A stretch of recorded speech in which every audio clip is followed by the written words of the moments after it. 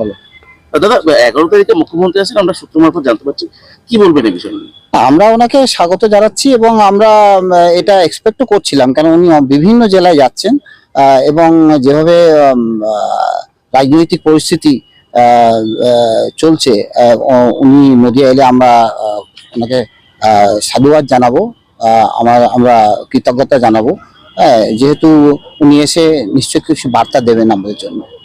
তারা রাজনৈতিক পরিস্থিতি কেন বলছেন, কি এমন হয়েছে না, রাজনৈতিক পরিস্থিতি আপনারা জানেন ভালো করে কি চলছে, ঠিক আছে, আর তাতে আমি ভেতরে ঢুকবো না, কিন্তু একটা কথা বলি যে বিভিন্ন রকমের যে